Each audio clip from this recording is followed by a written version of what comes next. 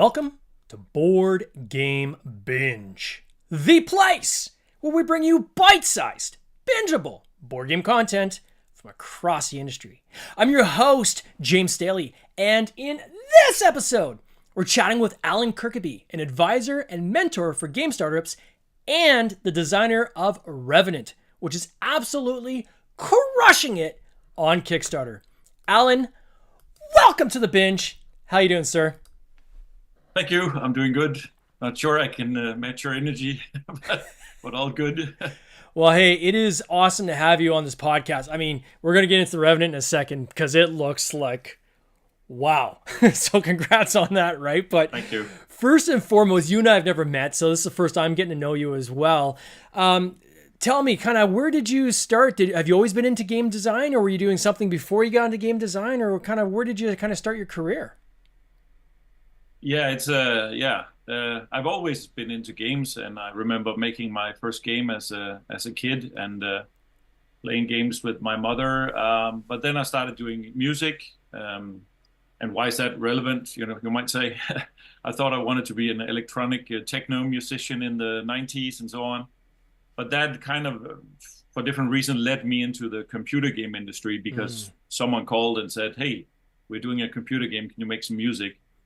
And from there, I started doing designing and writing stories for the games, and eventually ended up being a producer and then a leader, and then managing 80 people across a lot of different teams. And later on, became a CEO of a bigger company. So, and then I stopped designing, obviously, and stopped working on games because you don't do that when you're a leader, right? So I started designing games again in 2009. My sons were getting that age where I wanted to play role-playing games with them, but I didn't know they couldn't play the games I wanted to play because they were not kids friendly. So I tried to do something.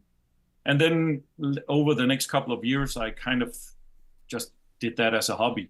So yeah, that's all the way back from when I was young to So digital to now. into then the physical. So the physical for you was like what? And I guess a golden question would be, well, why not create a digital game to play with your kids? Why board Yeah, games?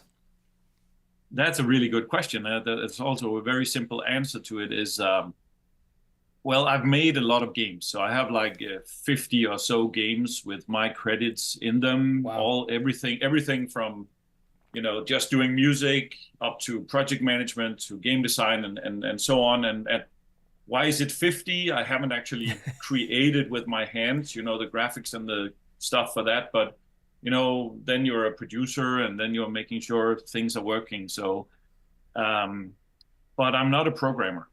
And so when you sit at home and you want to make a game, you can do scripting, you can do visual scripting in some of the bigger engines, Unreal and so on, even Unity.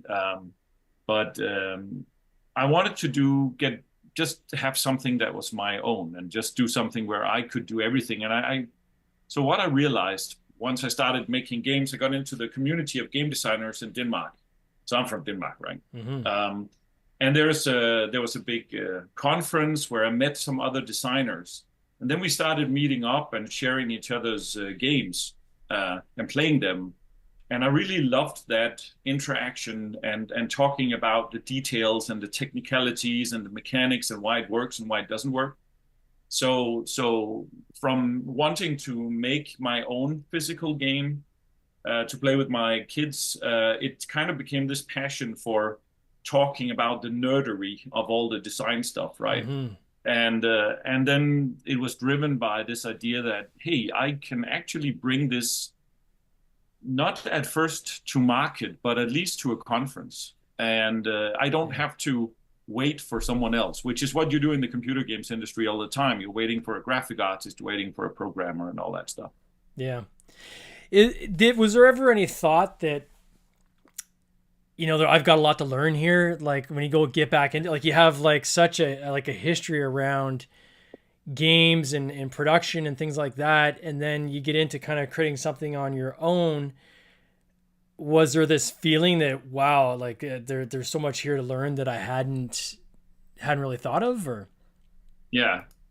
Yeah, there's a lot to learn. And there's also a lot of overlap. So it's kind of a mix of both things that I could take with me from computer games in terms of methods and ways of thinking, and understanding how a user would feel in this situation is something you do in computer games a lot. You try and imagine your audience and so on. And not all game designers who do not have that background think this way. But it was that came natural to me. But a lot of it is new as well. There's a lot of physicality to reaching over a table, and also the fact that you're looking at the face of your opponent, which you don't do in a computer game, right? Sure. So there's a lot of psychology that is very different when you design a physical game. I think also from the business side of it, a lot of my friends who are game designers go to conferences. I know there's PAX right now, and Yeah. I don't know, in Europe it's Essen in Spiel, and that's often where you can go and pitch your games. To me, that was very easy to pick up because it's the same kind of deal in the computer games industry. You go to a conference, bring your game, and then sit with someone for 15 minutes and have to kind of pitch your dream project, and you have like 10 minutes to sell it. So some of that was easy to pick up, but yeah. So a little bit of both, new stuff and new stuff I didn't know before, and old stuff I could bring with me. And then building the relationships like you had with like a company like Mindclash. Like, how did that relationship come about? Like, how did you meet them, and kind of where did that kind of a seed of a discussion really start? Yeah. So that happened in Essen. So that's where I started going when I wanted to pitch. So at first I designed for there's a conference in Denmark called the Fastaval, which is like festival but just with an A instead, and it's a long history why it's called that. But anyway, it's a big conference for role playing and board games, and they have a competition where you can pitch your game, and I went there, and that was at first. But then I realized once the game was through that part, what do I do with it now? Oh, it could go out. I thought it could be published, right? So that's a dream for most board game designers, is actually to have it out in the world and published. And I remember getting my first published game, like smelling just the cardboard, and it's such a great feeling, right? So yeah, I started in 2016 just traveling to Essen Spiel, the conference, not knowing anything, and just looking confused when I went in there for the first time, with lots of people and very crowded, and then running from publisher to publisher to pitch. And it's in one of those meetings. Well, I met with a lot of publishers over those years, 2016 and until now. I've been there every year. Mm-hmm. And some, the first year I met with Mindclash, they didn't sign anything with me. But then once you met with the publisher, even though they don't sign the first time, you're still, well, depending on who you are, but I guess they recognized that I was actually a good designer, or they liked the stuff I was doing. They weren't just ready to sign or anything. But we kind of followed up the next year, and I was like booking a meeting. And that year was when I brought and showed them the game Revenant, which was then called Space Caravan. And they were like, this looks interesting. And obviously at that time I did not know about Voidfall, which is it's based in that lore, in that world, right? So I did not know about that at the time. So that's how it came about, and then they took a copy home, and a few months later I got a message they wanted a meeting, and then we kind of ended up signing again several months later. So there's a couple things I want to unpack there. One is the importance of building and maintaining relationships with publishers, right? And real life example I have on my end is I'm a publisher and I have titles, but I also pitch my games to other publishers as well. And there was, I believe it was Ravensburger, the contact I had there, and I'd pitched a title, and they took a copy and played it, and they said, it doesn't quite fit with what we're looking to do. And there's two ways to respond to that, right? There's one is to kind of be bummed out and say, wow, gosh, these guys don't see the value of my game, and kind of take your game and run. Or there's the other one to look at kind of the long-term play, which is my response back was, no problem. Not everyone is going to land with you. That's totally cool. Can we stay in touch and for future titles if there's something I think that might fit your portfolio? And the response back was like, absolutely, yes, please stay in contact with us. We'd love to see what else you have. And you're right, this one didn't land, but the next one might, and the next one might fit with kind of what our strategy is.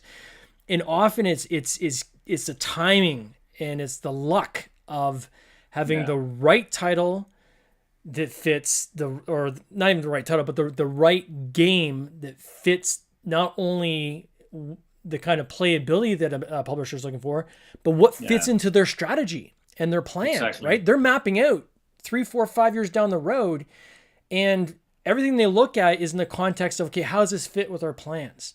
Yeah. And I think it's easy for game designers to look at something and say, well, they don't understand my game, or they don't understand what they're missing here. And it might not be that at all. It just might not be a fit with their plan, right? Yeah, so, I exactly. And I think, so right today, my day job, you might say, where I get a salary, today is teaching or mentoring startup companies, but I also talk sometimes to students or alumni who are looking for a job, and they're frustrated that no one will hire them. And it's always, why don't they hire me? It's me, right? And then, to be honest, I had to kind of relearn that with the first game I ran around pitching, because so I've been doing a lot of computer games, so I kind of gotten used to getting rejections, and then there was always some other game, right? But with your very first game, it's almost like your first child, or your first. There's so much that's new to you. I've never tried it, so a rejection there feels much worse than once you've designed 5 or 10 games and you're pitching 5 at a time, and you get a few of them rejected. Well, that's fine. You're just on to the next one, right? So there's also a lot of robustness that. Even I'm an old guy now, but even though I kind of repeated some of my experiences from the computer game industry, I kind of had to relearn a little bit humility and a little bit of that's how it feels, right? To get rejected and back up on the horse again, as you say, and just start pitching again. Yeah, but definitely it's and then it's also something to do with. I had this feeling that the first year I pitched, it was like, very nice to meet you. And no one told me this, and I'm not sure if it's like that, but it felt almost like, let's see if you are still here in a year. Yeah. Because it is a very small industry, and there is some kind of a value in tenacity and sticking with it, rather than just someone having an idea and going and pitching and then never showing up again. Because it is a professional relationship, and you need to be able to trust your business partners. You need to be able to follow through, and with the Revenant work we're doing, it's been going on for at least a year before we started doing the Kickstarter campaign. Yeah. So there's a lot of collaboration with the publisher that needs to work out. Something you said that I absolutely love, and I'm going to kind of paraphrase it a bit, which is, it's not about you, it's about them. Right? It's not about your thing, it's about the company and how does it fit. And the second part of what I wanted to unpackage there was this interesting idea that you had this other name for this game, and it was skinned differently before it became Revenant, right? And it is easy, I think, for people to get caught up in, well, what was the vision of my game, me, versus how could this potentially be repackaged to fit within this company's, again, lore and strategy. And having that openness to be able to do that. I often tell this story. I was at a con about a year and a half ago, and I was talking to a designer, and he was telling me a story of how he had pitched his game to one of the publishers that was there. And the publisher's feedback was, really like your game, but we got to get it to 5 players. Maybe even 6 would be better, because you're at 4 right now. If you get to 5, like we think there's something here. And his response was, nah, I don't want to do that. That's just, I spent all this time getting it to the way I have it. And, it's, now I'm going to have to go and retool it and make some changes. And I'm looking at him saying, what? What? You've got a publisher, a big publisher willing to take this game, or at least give it another look if you'll make some tweaks to it, and you're not willing to make that change? Are you crazy? Right? So it's, you really got to set your mindset going into this, if you're a designer pitching your games, of you're going to be making a lot of games, you're going to be doing a lot of pitches, and it's got to be about fitting that publisher strategy and their vision, right? I had someone say to me when I kind of got into this, I think it was even Asger Granerud, who's the designer of the game called Heat and Flamme Rouge and a few of those games. Yeah. And he was basically, at one point we had a discussion. He's also Danish, by the way. So we were sitting there and we were discussing with some other designers. At one point he says to someone, maybe me, he says, do you want to design your game or do you want to be a game designer? Right? So if I want to design a game or my game, that's fine. Do what you want. But if you want to be a game designer, which then, more games along the way or build a career or something, it's kind of like you need to do more than just care about your small project, right? And I think it's an evolution. And I think most designers have gone through doing the first game as a kind of a small hobby project, and then evolving from there to the second game, and then growing into more, I would say, a little bit more professional over time, where you see the games as a product. Or it sounds so cold to call it a product because it still needs to have heart in it, right? It needs to have so it's a journey. How much changes were made to your game from what you kind of pitched to what ultimately became Revenant? Quite a lot, and still not a lot. I mean, if I look at the game, well, it's difficult. There's a lot of new graphics on it, so it looks very different. But on the other hand, the game I pitched was a lot of spaceships on the board, and that's what it is now. Yeah. It had all the same core mechanics were there. So it was very much about merging it into the lore and the universe, which of course we negotiated if that was okay and so on. And then making adjustments to make it feel thematically fitting into that universe. There were some things that needed to be there. There's a concept called corruption in Revenant now that needed rules for that. But at that time, I had also been working on the game for quite a while and making so many changes. And sometimes, now it's finished. And then my brain keeps going. And then after a while, I'm removing a component that I thought was really important. And then it turned out that it could just be removed and something else came in there. So it's kind of a recipe or something for I don't know. Did their team make the changes, or did they ask you to make them? Did you make them yourself? I worked quite closely, so I'm very happy with working with Mindclash Games. It's been a very good experience, and I've worked with a lot of computer game publishers, but I've only had one other board game published. I've talked to a lot of publishers, and I've also been in processes with publishers before signing, where we went back and forth and made changes. But so I have kind of limited experience there, but of the experience I have, the Mindclash is just a great team of people to work with, and maybe also because they want and they enjoy what I call big games, and I design and I enjoy designing a little bit complicated big games, and I've pitched a lot. Some of them have some other games that have not been signed yet, but I pitched to publishers. And maybe I targeted the wrong publishers because they wanted to make the game smaller, or they wanted to target the family audience. And, if we remove this and that, and that was fine. If they had signed it, probably I would have worked with them to do that. But my games are typically in that category that Mindclash signs. Yeah. And I think when I finally signed this game, I was kind of starting to realize maybe I shouldn't just pitch to everyone. Maybe I should pitch to those publishers who want those kind of games. And I think that worked out. Makes sense. I think eventually you'll probably get to a point, and I've talked to other designers, some of the ones that are well known and have several games across several different publishers, is you almost get to this point where it's like this kind of annual dialogue, where the publisher is asking you, hey, what do you have coming up? Or, hey, we're looking at working on this, and this. Do you have anything you think might fit? So it starts becoming almost a collaborative conversation versus a straight kind of pitch session, so to speak. You know what I mean? Yeah. Yeah, I mean, it feels like I'm part of we have a shared development team work process going on. I'm working with Robin, I think his last name is Higedus, I think that's how it's pronounced. He's also a designer, designed Septima, and we work together, right?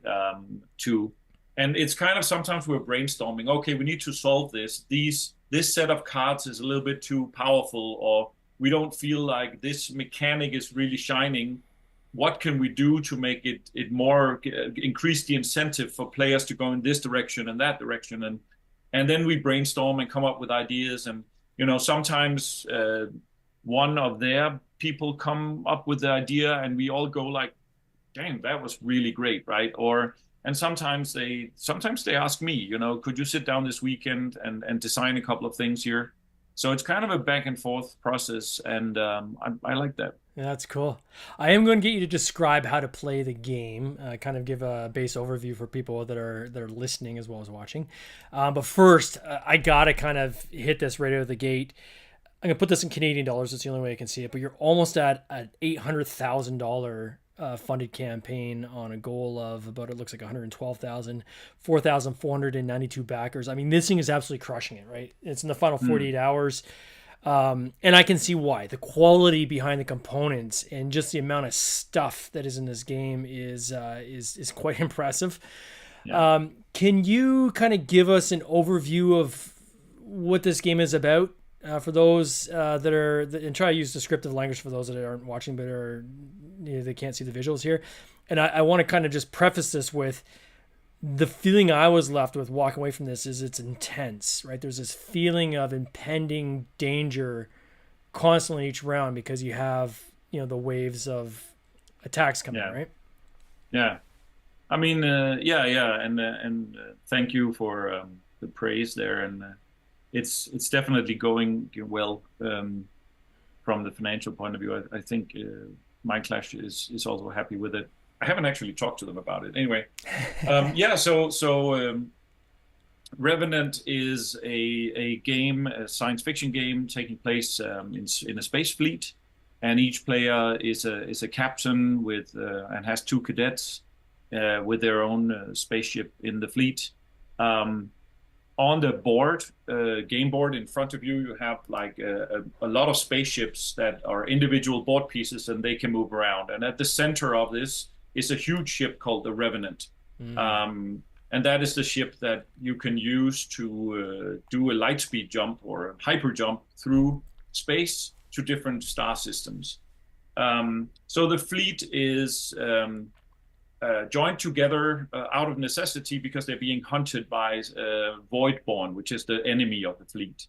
And so each player is trying to protect the fleet, but at the same time, each player is trying to gain political influence with the 7 different houses or factions that are within the fleet. When you play the game, so in front of you, you also have your own player board. You have your captain and your crew, and these are the 3 workers that you play with.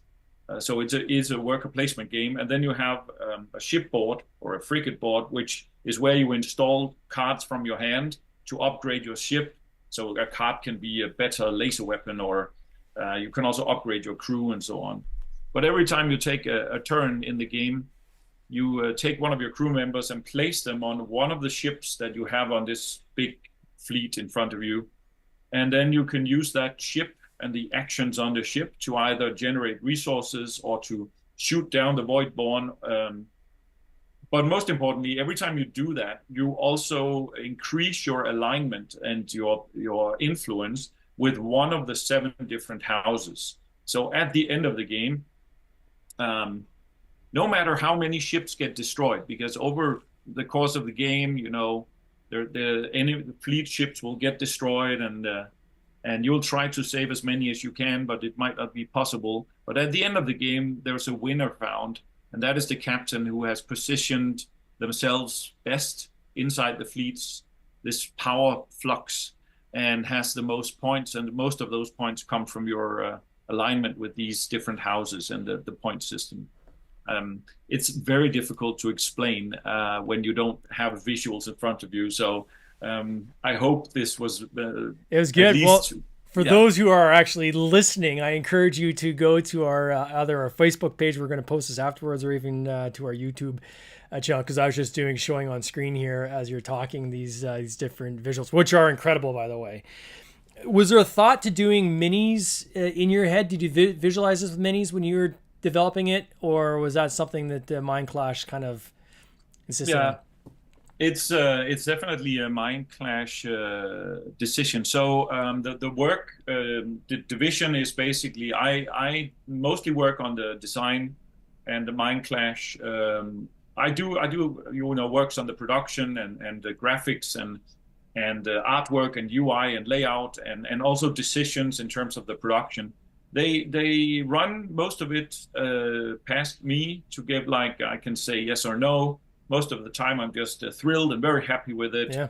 And a small anecdote: I went to the big conference in Germany called Spiel Essen, Yep. which I guess is a little bit like PAX but or one of the other big conferences A lot like in North Origins, but way America. bigger. Yeah. So and when I came there, I had never seen. I had seen some. So the artist is Ian O'Toole, quite famous board Yeah. game artist, right?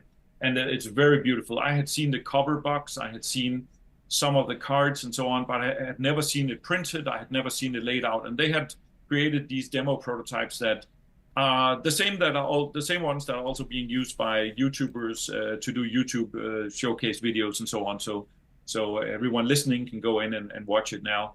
But that's the first time I saw that on the table, and they had also created the 3D models. I had seen a couple of examples of it, but it was just mind blowing to see it on the table for the first time, even for me. So yeah, I'm very impressed with how it all came out, and I'm also a little bit giddy, I guess. Yeah. It's kind of like a small kid opening a Christmas present or something like that.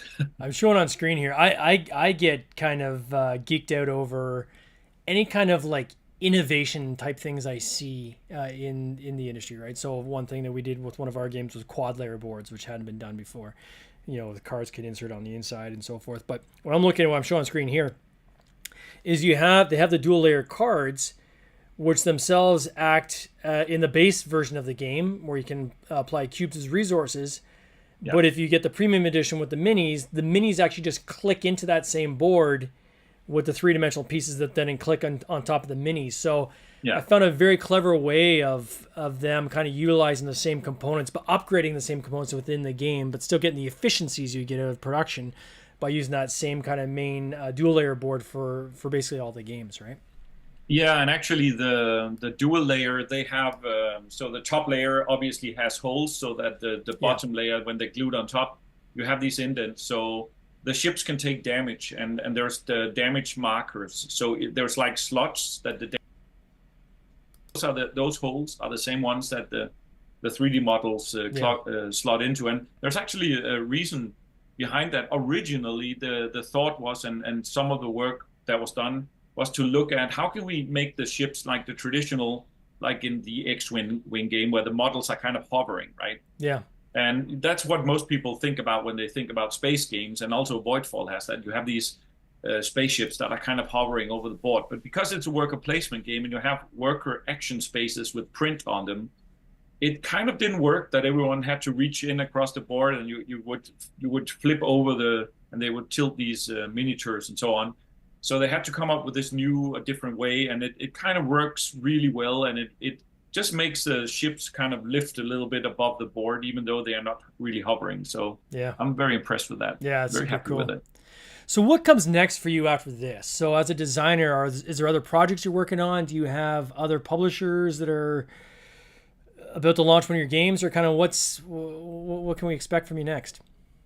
Yeah, I would like to have like 100 projects going on, but no, I have a bunch of projects that I'm still pitching.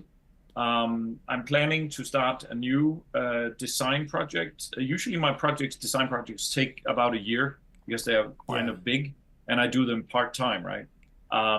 But it's kind of quiet right now, and I'm focused on Revenant. Yeah. Well, for those who want to check out this campaign, I am going to put a link in the show notes. I encourage you to take a look. This thing is a feast of the eyes. It is insane the amount of stuff that they've crammed into this box. And this game looks super cool. I want to congratulate you on this design. You must be very, very proud and very pleased with the way it's turned out and the way it's going to fund. I mean, this thing, to have your name attached to a game that funds so high is certainly a testament to what you put into it. So I want to congratulate you on that again. Thank you. Thank you very much. Thank you for having me here. No worries, my friend. You take care. Cheers. This has been an episode of the Board Game Binge podcast, hosted by James Staley, produced by James Staley and Mike Bruner, with original music by Nick Smith. If you would like to watch these interviews live, simply subscribe to our YouTube channel, Board Game Binge, and you'll get access to live interviews, giveaways, and interesting board game content from across the industry. I can't wait for you to join us. See you next time.